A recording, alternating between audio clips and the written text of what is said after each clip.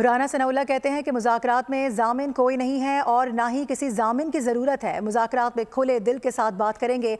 मज़ीद क्या कहा आपको दिखाते हैं।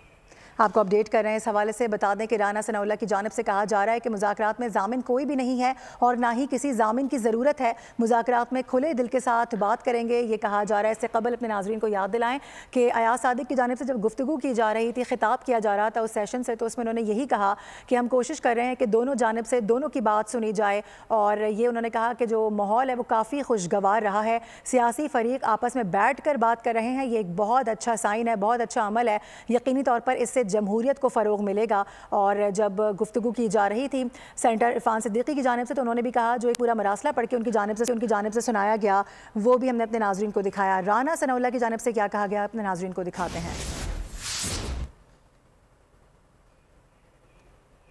उसके बाद फिर फैसला होगा। राना साहब, बड़ा बेसिक सवाल ये है कि पीटीआई के साथ मुज़ाकरात कर रहे हैं तो उसमें गारंटर का बड़ा जिक्र किया जाता है। गारंटर कौन है इस मुज़ाकरात की कामयाबी का? तो फिर कामयाबी के कितने इम्कान आप देख रहे हैं? 100% चांसेस। राना साहब, जो इदारों के ऊपर तनकीद हो रही है पाकिस्तान तहरीक इंसाफ की जानिब से, वो भी इसमें बात हुई है आज? नहीं राना साहब, कोई शहबाज रखी हुकूमत, अगर गारंटर कोई नहीं है तो उसका मतलब ये है कि शहबाज साहब की क़यादत पे एतमाद का इज़हार कर रही है अपोजिशन। नहीं, गारंटर का इसमें क्या मामला है?